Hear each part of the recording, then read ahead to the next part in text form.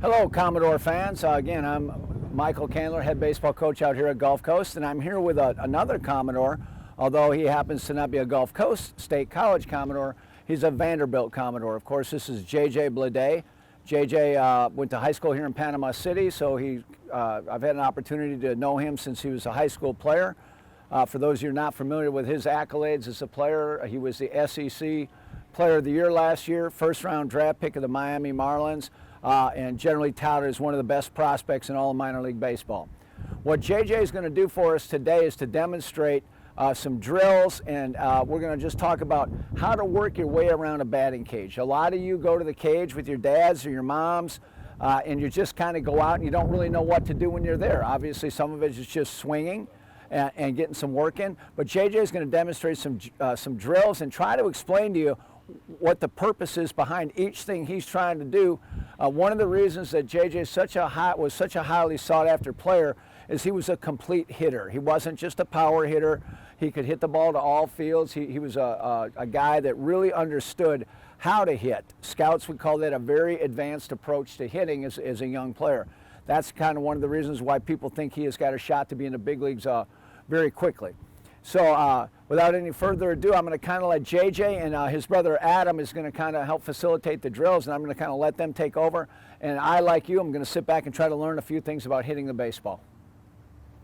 So this first drill is to get us loosened up and to get our barrel awareness going and to keep our legs loosened up and our direction loaded.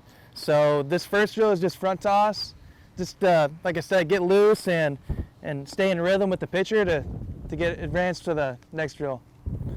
So Adam's just going to feed me balls right down the plate, and I'm going to do low reps. Always do quality over quantity. Don't be in here just swinging just for the heck of it, because that's going to tire you out and cause a little bit more problems than you think.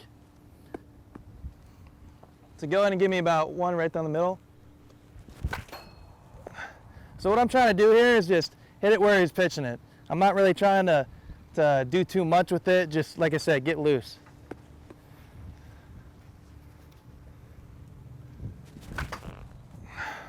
Go one more. So the three things I like to focus while I'm doing this is 1, timing, 2, power position, and then 3, direction. To me, those are the 3 biggest keys for hitting. Timing, obviously, is getting your body adjusted and your movement going so that you're able to hit the pitch.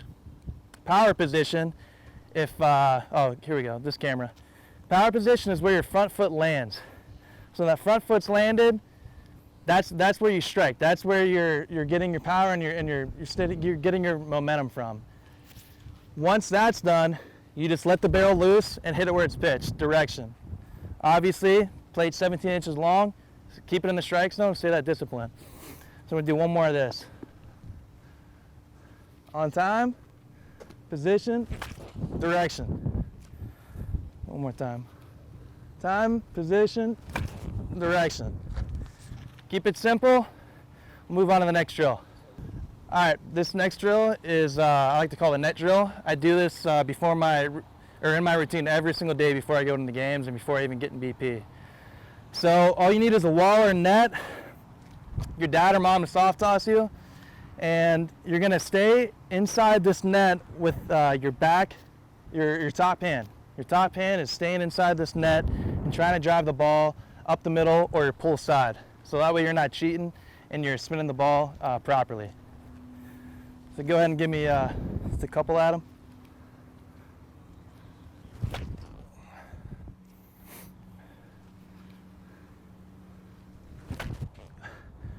Go one more. Notice how my first one was kind of top spun. You don't want that in this drill. The purpose of this drill is to spin it and to keep it in that right center gap if you're a lefty, and the left center gap if you're a righty, which would be on the other side. So a lot of youth hitters think they pull the ball well, but in reality, it's the opposite. You're not hitting the ball as well pulled as much as you think. And in order to become an elite hitter and develop your contact skills is master that outside pitch.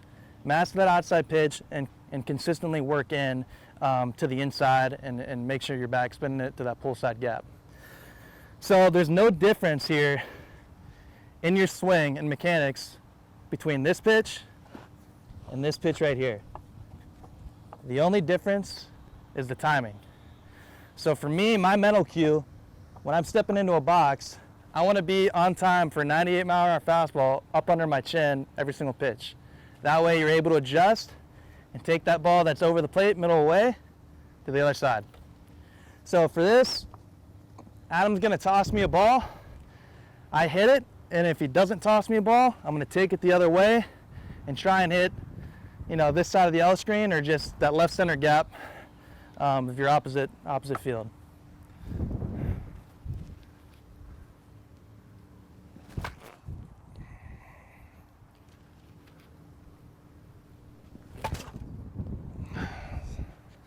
So make sure you got plenty of balls on deck. You can replace it, just doing the same thing. And it's important again to stay inside the ball and make sure that ball is driven the other way. Okay, for this last drill, I just like to get into my BP and start getting into my mental approach and to get me ready for the baseball game. So this first round, I like to just have Adam throw me straight fastballs, and I'm only hitting baseballs in my zone. So my go-to pitch, the pitch that I'm going to get my ace swing off every single time in the game when it's thrown there. Once you progress after that, I like to do random training, which would be have your parent or have a player or a teammate or coach start mixing speeds and mixing pitches to make it more difficult in order you to still be on time and drive a baseball with good velocity behind it. Here's going to be the first round of fastballs, just middle.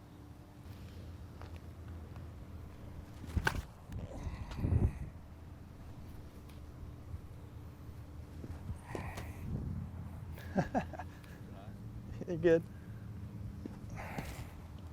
Sure.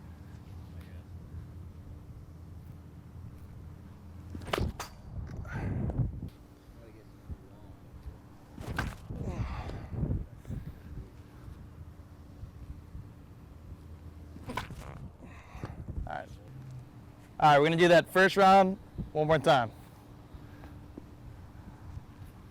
Let's get your pitch. And if it's balls, take them aggressively. Make it game-like. Get your pitch to hit and try to keep it fair and drive it. There we go. So now you got that. We're going to move on to the next drill, which is Adam's going to start getting into counts and making it more game-like. So we'll go 3-1 count, 2-1 count, 0-2, and just getting your pitch to hit to make sure you're in that mindset of that situation. So you want to go 1-0? Yeah. All right. It's fastball, right? Yeah. So right there, that'd be a bad example of don't swing at that. That's not your pitch. Keep being patient and wait for that ball to get in the zone. 0-2. 0-2. So for me, my 0-2 is widen up, choke up, stay in my legs, and then drive that ball the other way. Let it get deep. Go one more for this one. 3-1 count.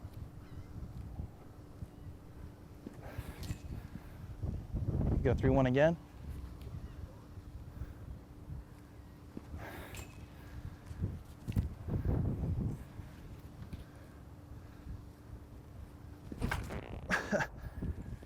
And there you go. All right. That's it. Just get creative with it. Challenge yourself. Again, have fun. You're gonna get out a lot in this game. You're gonna fail more than you succeed, and that's just part of the game. So if you just challenge yourself and keep doing these drills, and this is what I like to do before a game, and just keep at them, you're gonna develop. Thank you.